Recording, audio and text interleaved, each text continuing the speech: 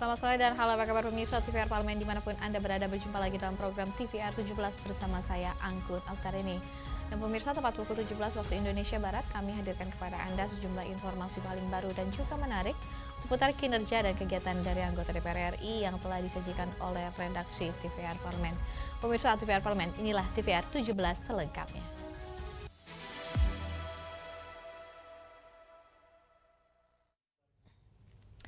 Komisi 13 DPR RI desak pemerintah kawal kasus penembakan WNI oleh aparat Malaysia yang dinyatakan meninggal dunia serta dorong Menteri Hak Asasi Manusia untuk turut berperan aktif kawal kasus tersebut hingga tuntas.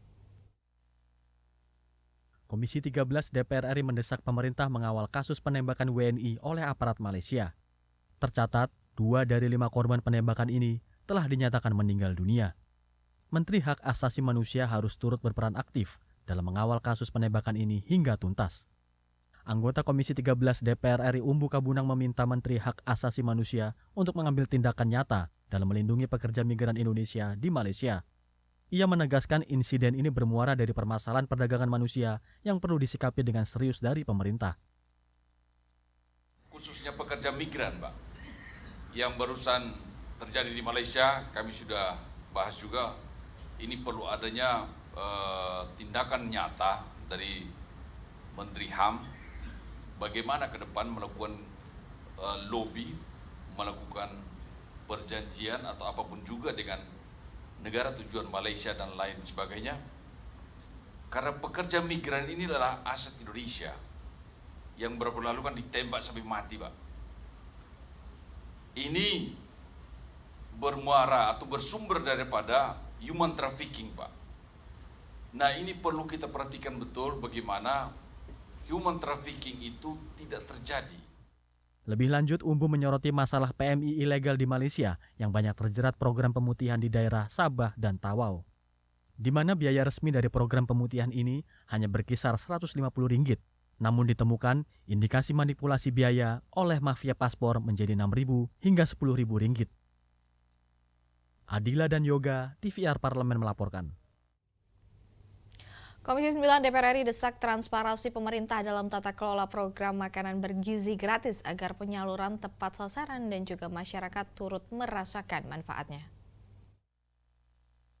Komisi 9 DPR RI mendesak transparansi pemerintah dalam tata kelola program makan bergizi gratis sehingga penyalurannya tepat sasaran dan masyarakat mendapat manfaat dari program unggulan Presiden Prabowo tersebut. Anggota Komisi 9 DPR RI Nuroji menilai komunikasi yang baik akan membuat publik menjadi paham pentingnya program MBG tersebut. Komunikasi yang baik adalah kunci untuk memastikan bahwa masyarakat memahami dengan jelas tujuan dan manfaat dari program yang telah memakan anggaran sebesar Rp71 triliun. Masih perlu terintegrasi dengan badan dan lembaga lain, ke Pemda, ke BPOM, ke Depkes, Kementerian Kesehatan, dan masih perlu, memang mereka ini kan badan baru ya, jadi pejabat-pejabatnya juga mungkin masih sangat sibuk dan masih menyesuaikan pola kerja dan ya belum sempurna. Ya kemarin kita ada rapat dengan PGN, mereka sudah ada itu program untuk berkoordinasi dengan lembaga-lembaga, bahkan sampai tingkat militer juga, artinya militer atau TNI dilibatkan dalam hal mobilisasi, mungkin dapur umum yang biasa mereka lakukan kan, tentara biasanya menyiapkan dapur umum itu kan mudah ya, cepat, dan alatnya sudah ada. Lebih lanjut, Nuroji berharap koordinasi program MBG harus melibatkan Kementerian Keuangan sehingga ada aturan baku yang tidak menghambat pembayaran terhadap vendor sebagai pengelola dapur umum. Rifki dan Jaya, TVR Parlemen melaporkan. Komisi 8 DPR RI evaluasi kinerja Badan Amil Zakat Nasional tahun 2024 untuk melihat capaian dan juga kinerjanya dalam mengelola zakat, infak, dan juga sedekah. Komisi 8 DPR RI mengevaluasi kinerja Badan Amil Zakat Nasional atau Basnas pada tahun 2024. Evaluasi dilaksanakan untuk melihat capaian dan kinerja Basnas dalam mengelola zakat, infak, dan sedekah. Terkait dengan evaluasi tersebut, anggota Komisi 8 DPR RI Ahmad menilai saat ini Basnas belum maksimal dalam melakukan pengelolaan dana sosial keagamaan nasional. Target yang diberikan Basnas untuk tahun 2025 dirasa masih terlalu kecil. Untuk itu perlu sosialisasi yang lebih masif kepada masyarakat mengenai program pemberdayaan umat, kemanusiaan, pendidikan, dan kesehatan, sehingga dapat meningkatkan kesadaran masyarakat untuk berzakat. Ini potensi zakat ini belum maksimal dikelola oleh Basnas, baik Basnas provinsi, kabupaten, kota. Nah, kita harapkan gerakan mereka itu lebih masif lagi. Bagaimana masifnya? Hasil 2024 ini misalnya, apa yang sudah mereka distribusikan kepada masyarakat program mereka, apakah program pemberdayaan, program kemanusiaan, program pendidikan, program kesehatan, dan seterusnya itu hendaknya dipublikasikan secara masif. Kita juga mengharapkan, karena potensi zakat itu ada di kabupaten kota, yang kita harapkan pengurus dari zakat kabupaten kota itu hendak yang profesional. Mereka profesional ya, mereka menguasai manajemen, mereka menguasai marketing, mereka menguasai lingkungan dan seterusnya gitu. Ahmad berharap Basnas di tingkat daerah mampu melakukan pembenahan dengan melibatkan seorang ahli dalam manajemen kepengurusan Basnas daerah guna meningkatkan potensi pengelolaan zakat. Bondan dan Kiki, TVR Parlemen melaporkan. Revisi Undang-Undang tentang Pertambangan Mineral dan juga Batu Bara telah ditetapkan sebagai usulan inisiatif DPR RI pada rapat paripurna DPR tanggal 23 Januari lalu. Cita-citanya adalah pertambangan mineral dan juga batu bara tidak hanya dikuasai oleh kelompok tertentu. Dan pemirsa, informasi selengkapnya akan kami hadirkan sesaat lagi. Tetap bersama kami di TVR 17.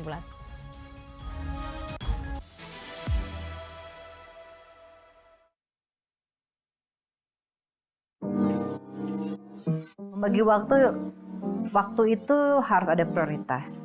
Dan anak-anak sangat mengerti. Pada saat saya kerja ya saya harus bekerja, tapi pada saat saya pulang ke rumah ya adalah mengabdikan diri sebagai ibu untuk anak-anak. Lebih ke perempuan, pada saat saya menjadi ketua Kaukus Perempuan Parlemen di Provinsi Kalimantan Tengah, banyak sekali permasalahan yang dihadapi. Pertama adalah kekerasan rumah tangga. Kedua adalah pernikahan dini, anak-anak di bawah umur. Ketiga adalah masalah stunting. Itu adalah bukan permasalahan yang mudah, tetapi itu adalah harus menjadi perhatian kita bersama, masalah stunting ini. Itu banyak hal yang permasalahan yang dihadapi kami di Kalimantan Tengah pada saat itu. Dan saya sangat percaya bahwa di bawah Pak Surya Paloh dan juga menurut saya Partai Nasdem adalah partai yang sangat menaungi kaum wanita. Pengusaha sukses atau dunia politik? Waduh, boleh nggak dua-duanya? Salah satu. Pengusaha sukses atau dunia politik? Dunia politik itu apa? Sukses juga nggak dunia politiknya? Ya, sukses sekarang. Dunia politik lah. Karena di dunia politik saya bisa jadi pengusaha. Menjadi pengusaha sukses belum tentu bisa jadi dunia politik loh. Ajak anak jalan-jalan atau ketemu konstituen? Nah ini dia nih. Kalau sekarang banyak ketemu konstituen daripada ajak anak saya jalan-jalan. Jadi saya pilih ajak anak saya jalan-jalan aja. Karena kenyataannya lagi kerja terus, iya. Anak saya lagi nyariin terus nih. Segera, hanya di TVR Parlemen.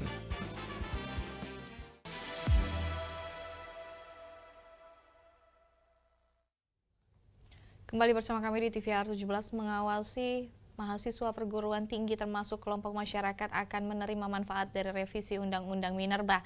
DPR RI menilai mahalnya biaya kuliah dapat dipangkas melalui pemberian izin tambang bagi universitas. Dan pemirsa, saksikan informasi yang telah dikemas oleh tim redaksi TVR Parlemen dalam segmen Lensa Parlemen berikut ini.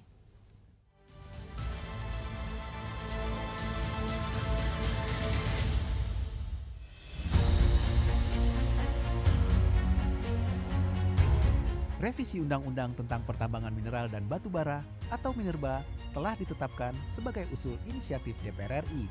Penetapan itu dilakukan pada rapat paripurna DPR tanggal 23 Januari lalu. Terdapat sejumlah poin krusial dari total 9 usulan revisi yang diajukan oleh Balik DPR. Beberapa di antaranya usulan terkait wilayah izin usaha pertambangan yang dapat diberikan kepada badan usaha koperasi hingga perusahaan perorangan. Tak hanya itu, Balik bahkan mengusulkan pemberian izin untuk UMKM dan perguruan tinggi. Namun, jangan salah sangka, pemberian izin usaha pertambangan ini merupakan upaya untuk mewujudkan kemandirian energi serta percepatan hilirisasi. Cita-citanya adalah pertambangan mineral dan batu bara tidak hanya dikuasai oleh kelompok tertentu. Harapannya dapat memperluas dampak ekonomi untuk masyarakat. Mahasiswa perguruan tinggi termasuk kelompok masyarakat yang akan menerima manfaatnya. Anggota Balik DPR RI Firman Subagio mengungkapkan bahwa mahalnya biaya kuliah dapat dipangkas melalui pemberian izin tambang bagi universitas.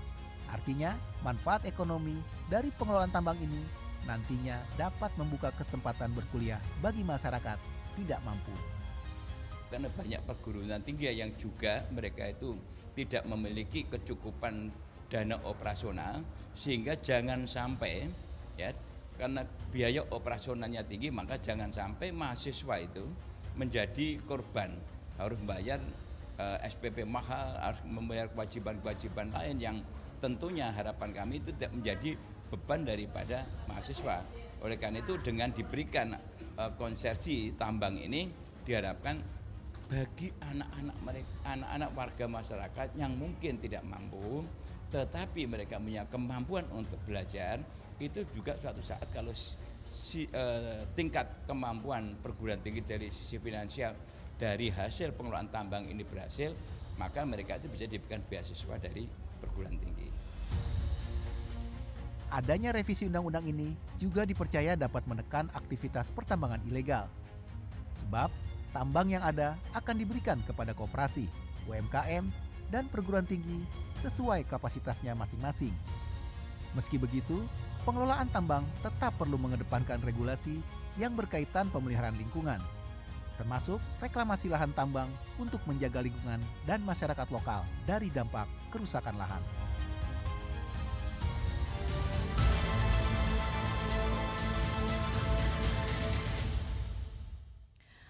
Pemirsa, antrian panjang masyarakat membeli gas LPG 3 kg dalam beberapa hari terakhir menjadi sorotan dari DPR RI. Meskipun Presiden Prabowo telah memberhentikan Menteri SDM untuk mengembalikan distribusi gas LPG 3 kg kepada pengecer untuk kemudian diangkat statusnya menjadi sub pangkalan, kondisi ini harus diperbaiki segera agar subsidi energi yang dikeluarkan negara bisa tepat sasaran. Kami akan hadirkan informasi selengkapnya sesaat lagi, tetap bersama kami di TVR 17.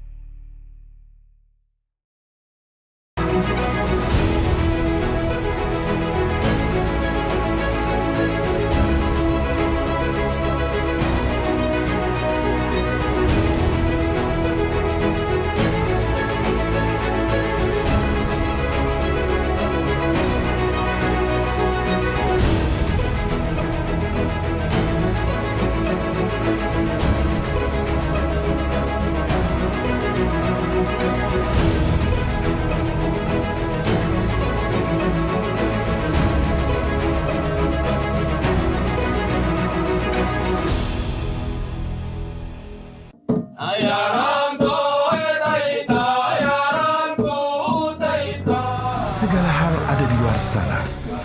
Lalui rintangan, terus bergerak, maju menembus batas.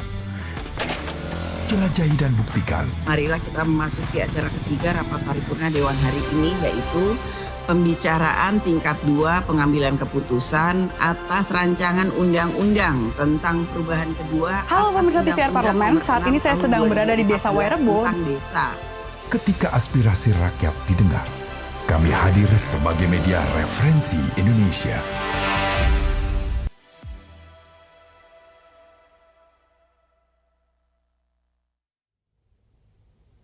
Kembali bersama kami di TVR 17.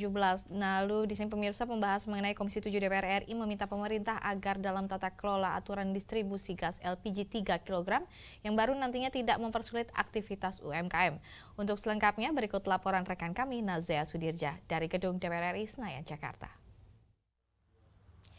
Baik pemirsa TVR Parlemen dimanapun Anda berada, seperti diketahui bahwa pemerintah sebelumnya sempat menarik gas LPG dari warung-warung eceran sehingga masyarakat diarahkan untuk membeli gas LPG di agen-agen pangkalan. Namun pemirsa, hal tersebut menyebabkan beberapa masalah di mana banyak masyarakat yang mengeluhkan bahwa untuk membeli di agen pangkalan ini memakan waktu dan juga memakan jarak yang cukup jauh dari rumah mereka. Terlebih juga ini menyebabkan antrian panjang dari masyarakat yang takut dengan isu kelangkaan dari gas LPG 3 kg ini. Lantas kemudian Presiden mengeluarkan instruksi untuk kembali mengedarkan gas LPG 3 kg ini ke warung-warung eceran agar masyarakat tidak lagi mengeluhkan terkait dengan hal-hal yang menjadi masalah tadi.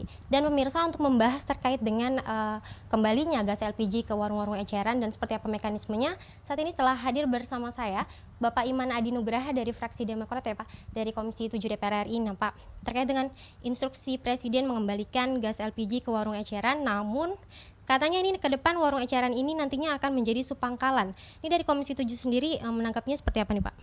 Ya, kita mengapresiasi ya bahwa kisru gas LPG 3 kg yang kemarin sempat ramai, Presiden Prabowo dengan respek cepat ya meminta untuk gas LPG itu ada lagi di para pengecer karena kelangkaan sehingga masyarakat kecil maupun UMKM ini sulit mendapatkan gas LPG tersebut. Nah, kaitan dengan sedang ditatanya ya distribusi gas LPG ini, tentu kita juga mendorong agar penataan distribusi ini ya baik dan menguntungkan semua pihak, karena kita tidak ingin juga bahwa gas LPG 3 kg yang dikhususkan diterima oleh UMKM dan masyarakat kecil ini disalahgunakan, sehingga penataan distribusinya memang harus benar-benar ditata. Nah, kaitan dengan nanti ada pangkalan dan subpangkalan ya, saya kira untuk para pengecer yang hari ini akan dijadikan subpangkalan itu juga bagus ya, karena nanti para subpangkalan ini akan punya payung ya. Kalau selama ini para pengecer tidak punya payung hukum, mungkin nanti subpangkalan ini memiliki payung yang jelas ya. Kaitan dengan harga yang berubah-ubah karena ongkos, saya kira juga Kementerian SDM akan mengkaji ya seperti apa, dan kita berharap kebijakan-kebijakan yang hari ini Presiden inginkan, yaitu masyarakat bisa terlayani, ini bisa dicarikan solusinya. Bagaimana nanti mekanisme harga dan lain-lain, saya kira Kementerian SDM akan mengkaji dengan baik. Ini kemudian Pak, seperti apa mekanisme nanti dari perubahan warung-warung eceran ini untuk menjadi subpangkalan nih kan? Karena kan tadi seperti Bapak sampaikan, ditakutkan akan ada mafia-mafia yang bermain dengan harga gas LPG ini. Ini tentu kan harus dilakukan pengawasan yang cukup ketat. Nanti warung-warung eceran ini, apa mereka harus punya spesifikasi khusus atau syarat-syarat yang harus mereka penuhi untuk menjadi subpangkalan nih Pak? Apa yang perlu diperhatikan kira-kira? Ya, saya kira kita berharap kepada Kementerian SDM agar persyaratan untuk para pedagang yang menjadi sub pangkalan ini tidak terlalu ribet juga, biar karena ini kan persoalannya kebutuhan masyarakat pokok ya, yang memang di bawah ini harus segera diatasi. Jadi jangan sampai nanti malah pengurusan izin-izinnya memperberat para pengecer yang akan menjadi subpangkalan ini. Saya kira di sisi regulasi itunya aja yang nanti tidak terlalu berat ya. Terima kasih Pak.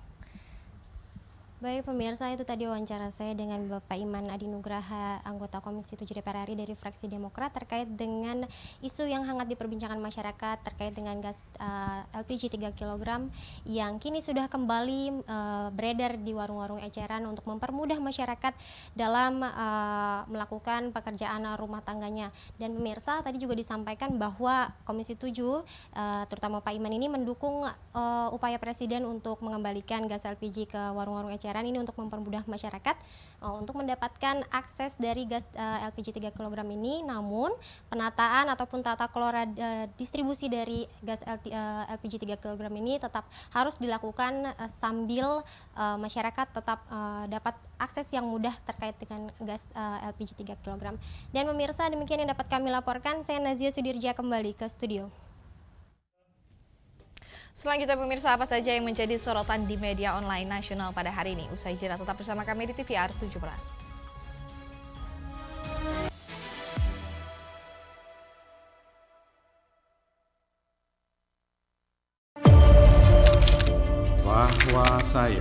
Bahwa saya demi Allah, saya bersumpah dan seadil-adilnya periode keanggotaan DPR RI hingga saat ini, yaitu terdapat 126 undang-undang yang telah selesai dibahas DPR RI. Terima kasih rekan Elisa dan juga Danida. Pemirsa, saya informasikan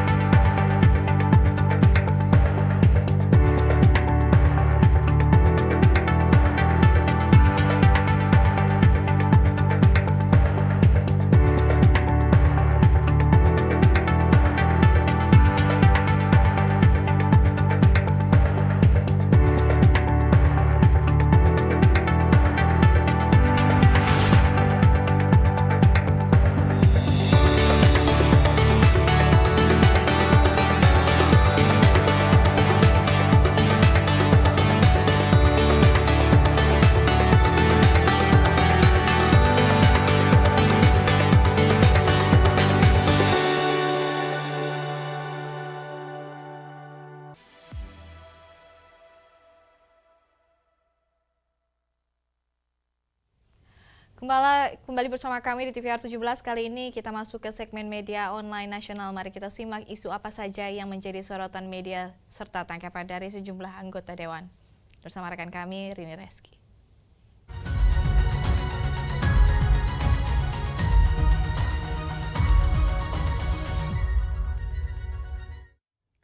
Baik, terima kasih rekan Anggun dan pemirsa. Selamat sore, kita masuk ke berita pertama yang menjadi headline di media online pada hari ini, yaitu mengenai Komisi 4 DPR RI yang meminta kaji kembali rencana impor daging dari India. Kita lihat pemirsa ke layar kaca. Baik, di sini melanjutkan impor daging dari India di tengah merebaknya wabah penyakit mulut dan juga kuku. Dan tentunya terkait hal ini, di sini Wakil Ketua Komisi 4 DPR RI yaitu Ahmad Yohan meminta rencana pemerintah impor daging dari negara yang belum bebas penyakit mulut dan juga kaki dikaji lagi.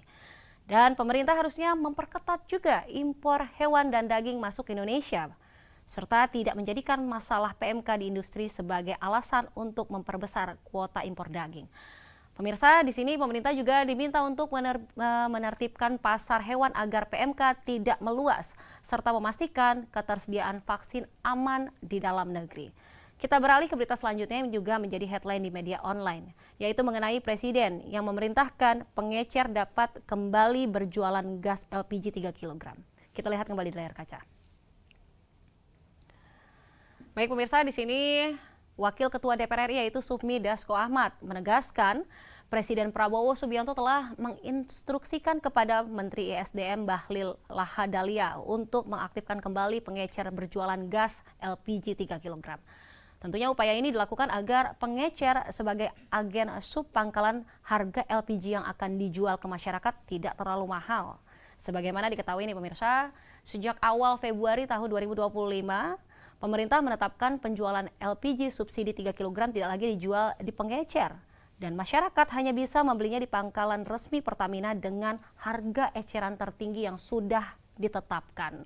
Ya, kita di sini menunggu kabar baiknya ya pemirsa, agar rakyat bisa segera dapat membeli LPG 3 kg di pengecer.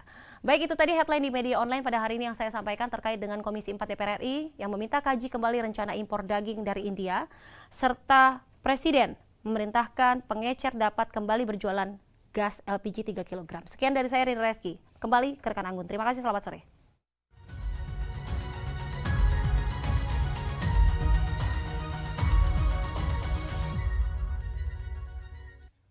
Terima kasih rekan kami Rini yang telah menyampaikan sejumlah update sorotan dari media online nasional pada hari ini. Dan pemirsa, segmen media online tadi sekaligus menutup program TVR 17 edisi sore hari ini.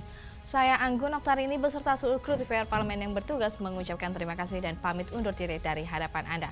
TVR Parlemen, referensi Indonesia.